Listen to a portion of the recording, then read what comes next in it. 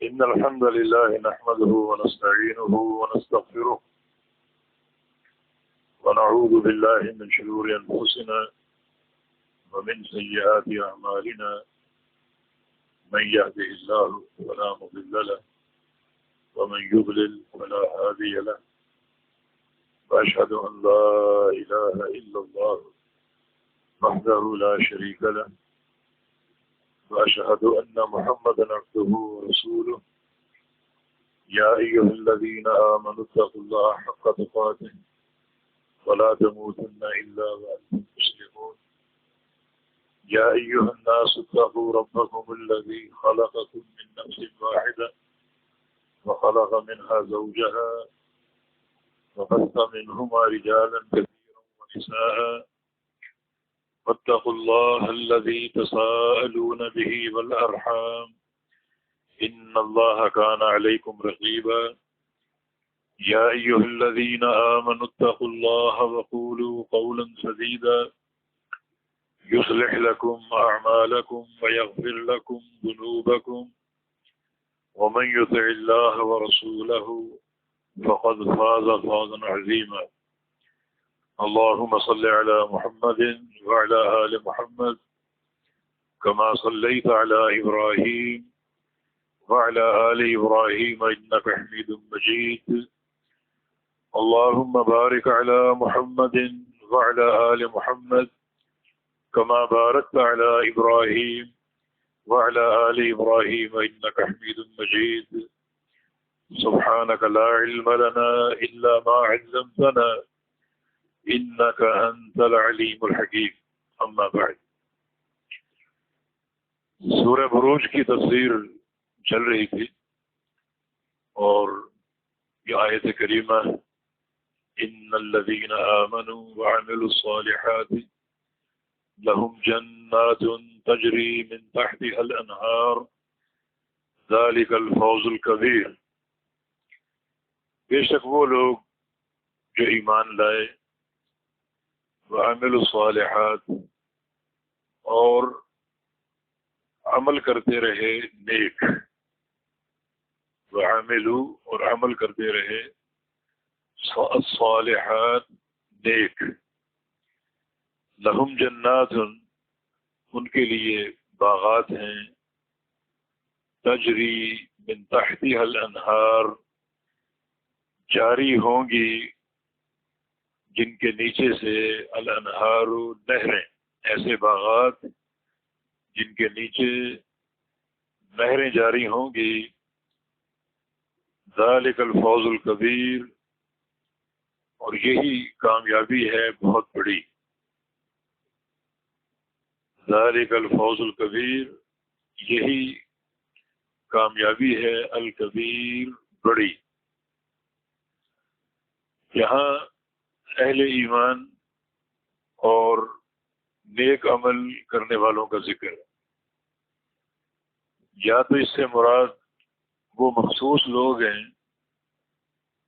جو اصحاب الاخدود کے قصے میں مذکور ہیں جو پیچھے آپ نے پڑھا ہے ایک قوم کا واقعہ جس میں اللہ تعالیٰ کی توفیق سے پوری قوم اسلام میں داخل ہوئی ایک چھوٹے سے بچے کی کوششوں سے جس سے یہ ثابت ہوا کہ اگر مخلصانہ کوششیں کی جائیں وہ کوشش کا ایک بچے ہی کی کیوں نہ ہو وہ ثمر آور ثابت ہو سکتی ہے چنانچہ یہاں ایمان لانے والوں کا اور عمل صالح کرنے والوں کا ذکر ہے اور یہ اشارہ ہے اصحاب الاخدود کے ان لوگوں کی طرف جو ایمان لائے تھے اور جنہیں ان کی قوم نے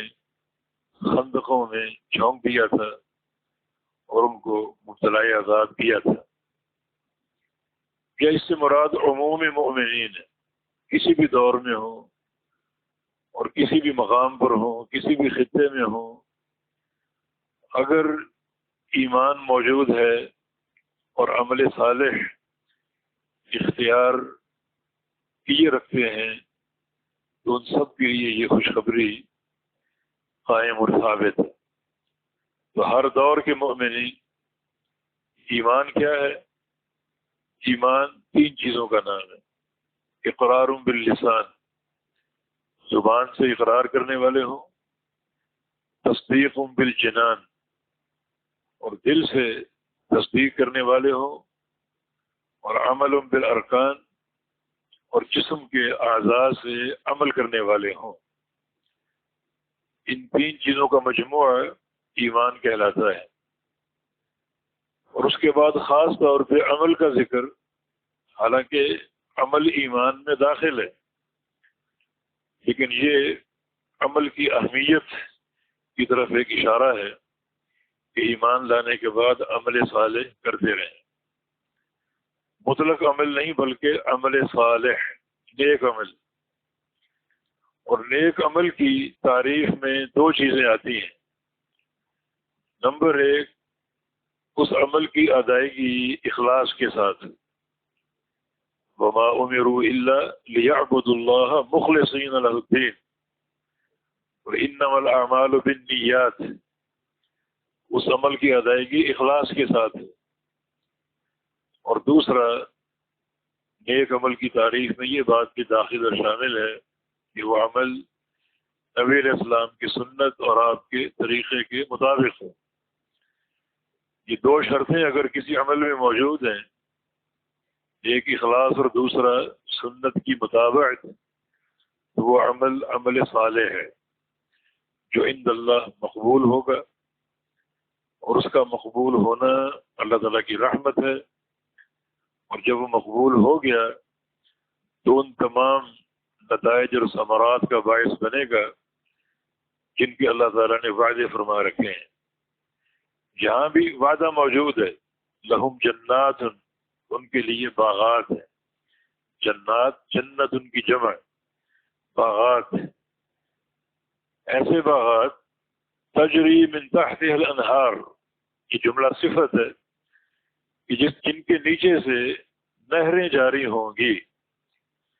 سورہ محمد میں اللہ تعالیٰ نے نہروں کا ذکر کیا جو 4 نہریں ہیں، دودھ کی اور شراب کی اور شہد کی اور پانی کی۔ یہ 4 نہریں ہر بندے کے جو اس کو باغات عطا ہوں گے ان کے نیچے سے گزریں گی اور جاری و ساری رہیں گی۔ ذالک الفوز الکبیر، یہی ہے کامیابی بڑی۔ اصل کامیاب وہ شخص ہے جسے اخروی فلاح اور جنت کے داخلے کی بشارت جو ہے وہ حاصل ہو جائے، عطا ہو جائے۔ جب یہ اصل کامیابی ہے تو اسی کامیابی کو حقیقی تصور کر کے اسی کی تگ و دو کی جائے اور اسی کے حصول کی کوشش کی جائے۔ دنیا کی کامیابیاں اس کے مقابلے میں بہت چھوٹی کامیابیاں ہیں، اور ہم انہی کامیابیوں کا حصول حرف آخر سمجھتے ہیں اور ان کو کامیابی تصور کرتے ہیں، جبکہ یہ حقیقی کامیابی ہے۔ جیسا کہ ایک مقام پر فرمایا، فَمَنْ زُحْزِحَ عَنِ النَّارِ وَأُدْخِلَ الْجَنَّةَ فَقَدْ فَازَ۔ ہماری فہرست میں کامیاب تو وہ ہے جس کو جہنم سے بچا لیا جائے اور جنت میں داخل کر دیا جائے۔ یہاں بھی اسی کامیابی کا ذکر ہے، ذالک الفوز الکبیر، یہی ہے کامیابی بڑی۔ ان بطش ربک لشدید، یہ ان حرف تاکید، کلام میں زور پیدا کرنے کے لیے، کوئی شک نہیں، کوئی شبہ نہیں۔ ان بے شک، بلا شبہ، بطش پکڑ، ربی کا تیرے رب کی، بے شک تیرے رب کی پکڑ، لشدید، بہت سخت ہے، بہت شدید ہے، اس کی پکڑ سے کوئی چھڑا نہیں سکتا۔ اب یہ خطاب کفار مکہ کے لیے جن کے سامنے اصحاب الاخدود کا قصہ بیان ہوا، اور ان کو غور و فکر کی دعوت دی گئی کہ تم یہ سوچو کہ یہ واقعہ ایک نبی امی کو کیسے معلوم ہوا. ظاہر ہے کہ اس کا رابطہ اللہ تعالیٰ کی وحی سے، اور اللہ نے خبر دی انہیں اس قصے کی، اور پھر اس قصے میں ایک قوم کی تاریخ، ان کا ایمان لانا اور تکلیفیں برداشت کرنا سارا مذکور ہے. تو یہ ایک عبرت اور نصیحت کی نشانی ہے کہ ان بے شک بطش رب، پکڑ تیرے رب کی، لشدید، بہت سخت، بہت شدید ہے. جب پکڑ بہت شدید ہے تو اگلی آیت پر غور کرو. انہو، بے شک وہی، یہ ہو کی ضمیر رب کی طرف لوٹ رہی، بے شک وہی رب، یبدئ و یعید، یبدئ بد ابتدا ان سے، وہی لوگوں کو ابتداءً پیدا کرنے والا ہے. ہر بندے کا وہی خالق ہے. ویعید، اور وہی لوٹانے والا ہے. یبدئ ابتدا سے پیدا کرنا، ابتداءً لوگوں کو لانا اور بسانا، اور یعید اعادہ سے دوبارہ ایک کام کو انجام دینا، لوٹانا. تو جو ذات ابتداءً پیدا کرنے پر قادر ہے وہی ذات دوبارہ لوٹانے پر، دوبارہ زندہ کرنے پر بھی قادر ہے. مشرکین مکہ کا شبہ یہی تھا کہ جو لوگ قبروں میں پہنچ جائیں گے اور مٹی بن جائیں گے وہ دوبارہ کیسے اٹھائے جائیں گے، کیسے زندہ ہوں گے. تو اللہ رب العزت نے پہلے تو اپنی پکڑ شدید بطش کا ذکر کیا اور یوں قوم کو تنبیہ کی، ڈرایا تاکہ اگلی بات پر متوجہ ہوں اور ایمان لے آئیں کہ جو ذات ابتداءً پیدا کرنے پر قادر ہے وہ ذات اعادہ پر بھی قادر ہے، دوبارہ زندہ کر کے میدان محشر میں جمع کرنے پر بھی قادر ہے. وَهُوَ الْغَفُورُ الْوَدُودُ، اور وہی یہ اللہ رب العزت وہی ذات الغفور ہے اور الودود ہے. الغفور اور الودود. الغفور کا معنی بخشنے والا، معاف کرنے والا. اس کا مادہ غین فا را ہے، غفر. غفر کا اصل معنی چھپانا ہوتا ہے. الغفور کا معنی کر لیجئے گناہوں کو چھپا دینے والا، جیسے کہ ستیر یا ستار، پردہ ڈالنے والا. مغفر ایک عربی لفظ ہے جو اس لوہے کی ٹوپی کو کہتے ہیں، خوض، جیسے آپ کا ہیلمٹ ہے جو میدان جہاد میں مجاہدین پہن کر آیا کرتے تھے، جو سر کو اور چہرے کو چھپا لیتا تھا تاکہ دشمن کا وار سر پہ نہ ہو سکے اور سر محفوظ رہے. اسے مغفر کہتے تھے. اس میں بھی چھپائے جانے کا معنی. تو الغفور، اللہ غفور ہے. غفور کا معنی بخشنے والا، یعنی گناہوں کو چھپا دینے والا. غافر بھی اسی سے، غفار بھی اسی سے. گناہوں کو خوب چھپانے والا اور گناہوں پر پردہ ڈالنے والا. الغفور فعول کا وزن ہے اور یہ مبالغے کا صیغہ ہے. جب یہ صیغہ مبالغہ ہے تو اس کا معنی کریں کہ بہت بخشنے والا، یعنی معنی کے اندر مبالغہ پیدا کیا جائے گا کہ وہ ذات بہت ہی بخشنے والی ذات ہے. الودود بھی بہت ہی محبت کرنے والی اور بہت ہی پیار کرنے والی ذات ہے. ود، مودت آپ لفظ بولتے ہیں، مودت محبت کے معنی میں. تو ودود بہت ہی محبت کرنے والی اور بہت ہی پیار کرنے والی ذات ہے. وَهُوَ الْغَفُورُ الْوَدُودُ، اور وہ ذات خوب گناہوں کو بخشنے والی، الودود خوب محبت اور پیار کرنے والی. یہاں اللہ تعالیٰ کی دو صفات اکٹھی بیان ہوئی. الغفور الودود. اور جہاں دو صفات اکٹھی بیان ہوں، اکٹھی جمع ہوں، تو وہاں ایک عجیب ایک لذت حاصل ہوتی ہے، اور یہ سمجھیں کہ وہاں ایک نیا علم آپ کے سامنے آتا ہے. الغفور اگر الگ بیان ہو، یہ اس کی صفت کاملہ ہے. الغفور خوب بخشنے والا، خوب معاف کرنے والا. الودود اگر الگ بیان ہو، یہ بھی صفت کمال ہے، خوب محبت کرنے والا، خوب پیار کرنے والا. الغفور کا اپنا معنی، الودود کا اپنا معنی.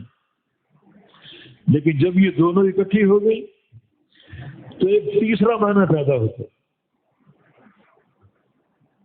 الگ الگ ذکر ہو تو دونوں کا ایک کمال کا معنی موجود ہے. دونوں اکٹھی ذکر ہوئی تو ایک نیا کمال وہاں سے حاصل ہوتا ہے، ایک نیا فائدہ حاصل ہوتا ہے. اللہ تعالیٰ کیسا غفور ہے؟ ایسا غفور کہ بخشنے کے بعد محبت کرتا ہے. انسان اس طرح نہیں کرتے. اگر کسی انسان کی غلطی آپ کر بیٹھیں، اس کا نقصان کر بیٹھیں، تو اس کے دل میں ایک دراڑ آ جاتی. آپ اس سے معافی مانگیں، معاف نہیں کرتے. اور اگر معاف کریں بھی تو بعض لوگ شرط لگاتے ہیں کہ میرے پاؤں پکڑ کر سب کے سامنے معافی مانگے. یہ انسانوں کا. اور پھر کہتے ہیں کہ ٹھیک ہے غائب ہو جاؤ، اپنی شکل گم کرو مجھ سے. یہ انسانوں کا طرز عمل. رحمان کا طرز عمل کیا ہے کہ وہ غفور ہے. سب کے سامنے توبہ کرنے کی ضرورت نہیں.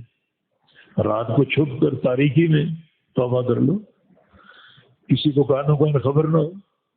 میرے بندے تیرا اور میرا معاملہ ہے، یہ سب کے سامنے رسوا نہیں کروں گا. چھپ کر توبہ کر لو. اور یہ نہیں کہ معاف کرنے کے بعد وہ نفرت قائم رہے، وہ غضب کی کیفیت قائم رہے. نہیں، اگر تم نے توبہ کر لی تو پھر الودود، بخش کر تجھے اپنی محبت بھی دوں گا، پیار بھی دوں گا. یہ ایک تیسرا معنی ہے کمال. الغفور خود صفت کمال ہے، الودود خود صفت کمال ہے. دو صفات اکٹھی ہو جائیں وہاں ضرور غور کرو. یہاں یقیناً ایک تیسرا کمال موجود ہے. جیسے وہو العزیز الحکیم، اللہ عزیز ہے اور حکیم ہے. العزیز غلبے والا، طاقت والا، اور اس کا غلبہ کمال کا غلبہ.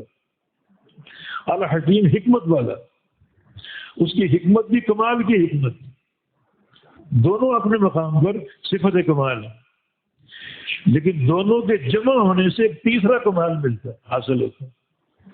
دنیا میں کسی کے پاس طاقت آ جائے، غلبہ آ جائے، تو وہ طاقت کے استعمال میں اندھا ہو جاتا ہے، ظلم کرتے ہیں، زیادتیاں کرتے ہیں، کچھ نہیں دیکھتے، سب کو رونتا جاتا ہے. اللہ تعالیٰ ایسا غلبے والا، ایسا طاقت والا، جس کے غلبے کا تصرف بھی حکمت کے ساتھ. الحکیم، یہ عزیز الحکیم. تو دو صفات کا اجتماع ایک تیسرا کمال وہاں پر واضح کرتا ہے، وہاں ایک تیسرا کمال حاصل ہوتا ہے. یہ بھی ایک مستقل علم ہے. آپ قرآن پڑھیں، جہاں جہاں اللہ رب العزت کی دو صفات اکٹھی بیان ہوئی ہیں، وہاں آپ مفسرین کا کلام دیکھیں، علماء کے افادات دیکھیں. یقیناً وہاں ایک نیا علم آپ کے سامنے آئے گا. اللہ تعالیٰ کے صفات کے اجتماع سے ہر صفت اپنے مقام پر صفت کاملہ ہے، صفت کمال ہے، اور صفات کا اجتماع ایک نیا کمال آپ کو دے گا، ایک نیا معنی آپ کو دے گا. اور یہ ایک بڑا ایک لذیذ لذت والا اور بہت ہی ایک عمدہ یہ ایک اسلوب ہے، یعنی جن کو اللہ رب العزت نے یہ توفیق دی، یقیناً ایسے مقامات پر ان کا ایمان تازہ ہوتا ہے، رحمان کا تعارف ایک عجیب طریقے سے حاصل ہوتا ہے، اور وہ محبت کی فضا اور مضبوط اور قوی ہو جاتی. وہ الغفور الودود، اللہ الغفور الودود ہے، بندوں کو بخش دے اور بخش کر ٹھکراتا نہیں، چھوڑتا نہیں، بلکہ محبت کرتا ہے، پیار کرتا ہے. ذو العرش المجید، وہ عرش والا ہے، المجید اور بڑی عظمت والا ہے، بڑی بزرگی والا ہے. اللہ رب العزت ذو العرش، عرش والا ہے. عرش کیا ہے؟ اللہ تعالیٰ کی مخلوق ہے. کہاں پر ہے؟ سب سے اوپر جتنی اللہ کی مخلوقات ہیں. یہ زمین ہے، پھر فضا ہے، پھر آسمان، پھر دوسرا آسمان، پھر تیسرا آسمان، پھر اوپر ایک بحر کا ذکر ہے، پھر اوپر ایک کرسی کا ذکر ہے. سب اللہ کی مخلوقات. اس کے اوپر اللہ کا عرش ہے. یعنی اوپر علوم میں سب سے آخری مخلوق اللہ تعالیٰ کا عرش ہے. عرش کے اوپر کوئی مخلوق نہیں، بلکہ اللہ تعالیٰ اس پر مستوی ہے. رحمان اس پر مستوی. عرش کے اوپر کوئی مخلوق نہیں. یہ آخر المخلوقات ہے، سب سے بلندی پر. اللہ تعالیٰ اس پر مستوی. مستوی کیسے؟ جیسے اس ذات کے لائق، جیسے اس ذات کے لائق. ہمیں اللہ تعالیٰ نے یہی خبر دی کہ اللہ عرش پہ مستوی. ہمارا اس پر ایمان. اللہ تعالیٰ نے یہ خبر نہیں دی کہ مستوی کیسے ہوں. اس کو کیفیت اللہ کے سپرد. اور یہی کلام اللہ تعالیٰ کی تمام صفات پر جاری کریں.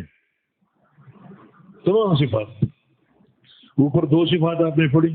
الغفور ہے، ایمان ہے. بخشتا کیسے؟ جیسے اس کے لائق ہے. الودود، ہمارا اس پر ایمان ہے. محبت کیسے کرتا ہے؟ جیسے اس کے لائق ہے، جیسے اس کا مقام ہے. اس طرح اللہ تعالیٰ کے ہاتھوں کا ذکر، ہمارا اس پر ایمان ہے. ہاتھ کیسے ہیں؟ جیسے اللہ کے لائق. اللہ تعالیٰ کی آنکھوں کا ذکر ہے، ہمارا اس پر ایمان ہے. آنکھیں کیسی ہیں؟ جیسے اس کے لائق. حتیٰ کہ اللہ تعالیٰ کی انگلیوں کا ذکر کہ تمام مخلوقات کے دل اللہ تعالیٰ کی دو انگلیوں کے بیچ میں. انگلیوں کا ذکر. انگلیاں کیسی ہیں؟ جیسے اس کے لائق. کیا ہمارے جیسی ہیں؟ نہیں. کیوں؟ نہیں سکے مثل ہی شیء، اس جیسی کوئی چیز نہیں. وہ تشبیہ سے پاک ہے، تشبیہ سے بالا ہے.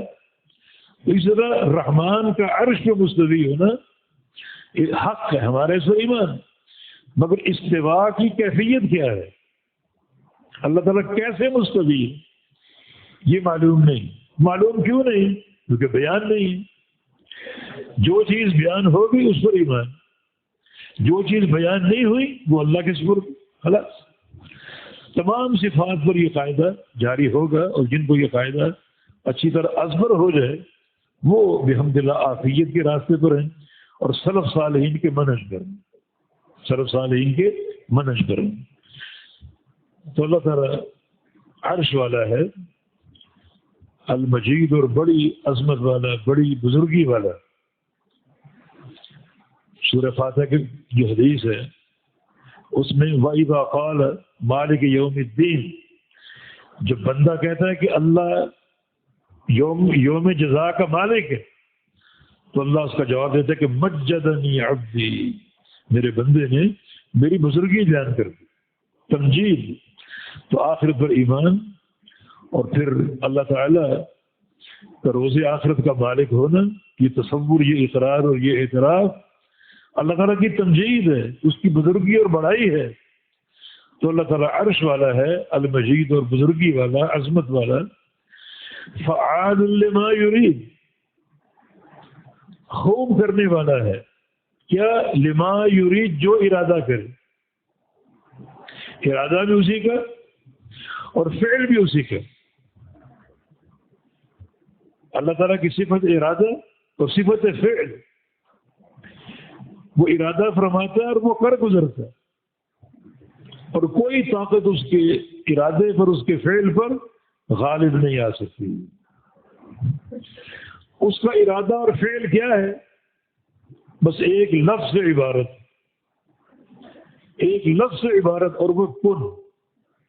کن اس کا ارادہ بھی اور اس کا فعل بھی. یہ نہیں کہ کوئی ترتیب ہے کہ پہلے ارادہ اور پھر فعل. ارادہ اور فعل ساتھ ساتھ ہے. کن، وہ کن کہتا ہے فیکون، وہ چیز ہو جاتی، چھوٹی ہو بڑی ہو. یہ اس کی قدرت کاملہ. فعال لما یرید، اور خوب کر گزرنے والا ہے کس چیز کو؟ لما یرید، جو وہ ارادہ فرما لے. اور اس کا ارادہ اور اس کا فعل جو ہے وہ کن ہے، کن فیکون. یہ کن اللہ تعالیٰ کا کلمہ ہے جو وہ فرماتے ہیں اور وہ چیز فوراً ہو جاتی، وہ چیز فوراً ہو جاتی.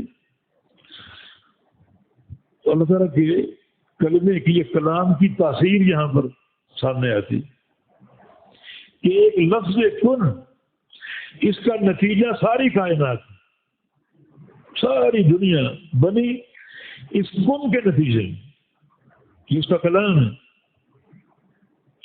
تو پھر یہ پورا جو کلام الرحمن ہے قرآن پاک، اس کی کیا تاثیر ہوگی، کیا اس کے نتائج ہوں گے،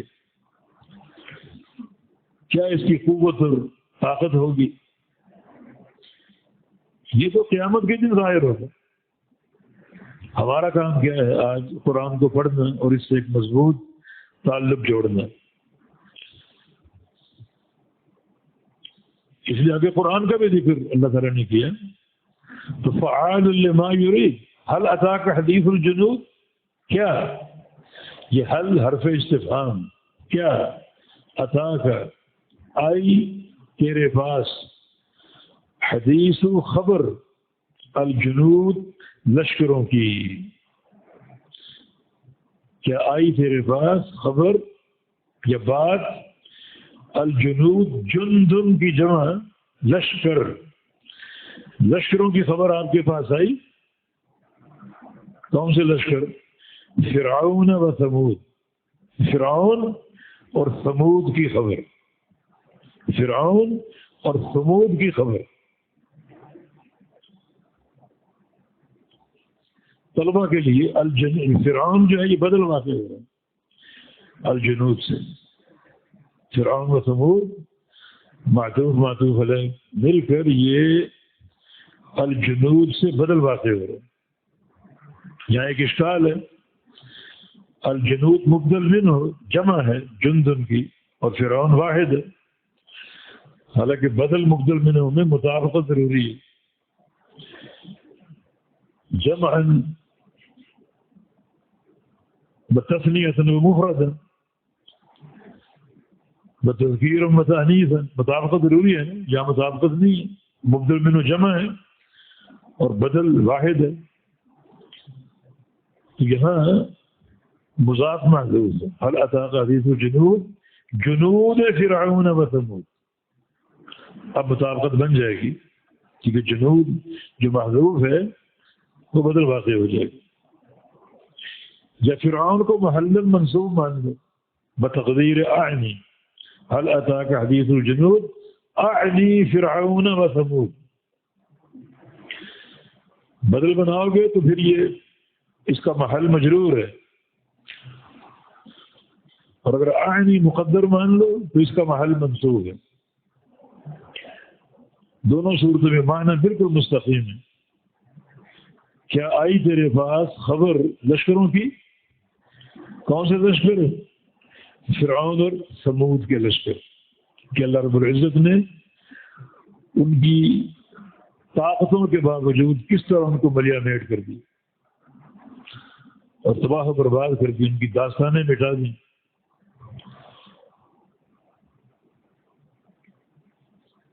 اس میں دو چیزیں ہیں.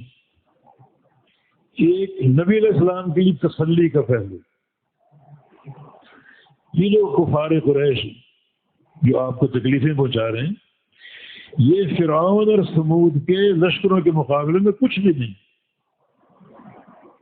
کچھ بھی نہیں. اللہ تعالیٰ نے انہیں مٹا دیا. یہ کیا چیز ہے؟ تسلی نبی علیہ السلام کی.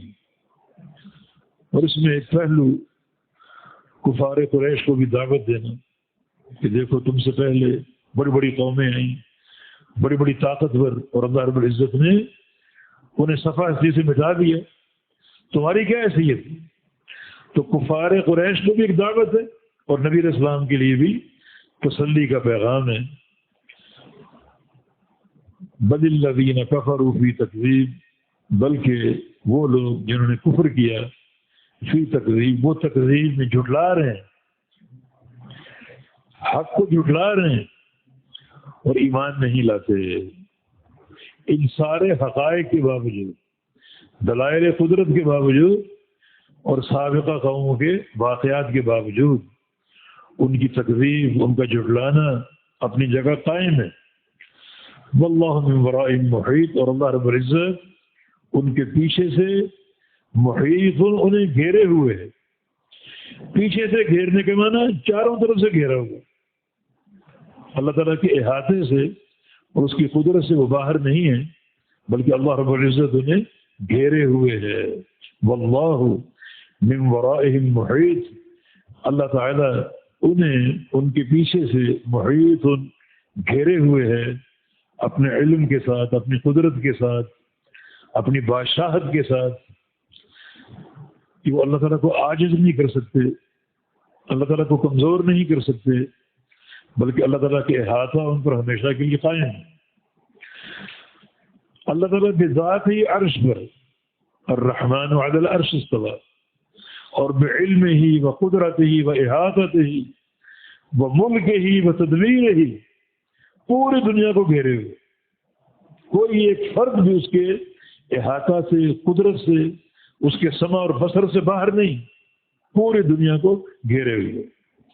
تو بذات ہی عرش پر ہے اور بعلمہ و قدرتہ ہی پوری دنیا میں موجود ہے، پوری دنیا کو گھیرے ہوئے، احاطہ کیے ہوئے، اور کوئی فرد بشر اس کے احاطے سے اور علم و قدرت سے باہر نہیں۔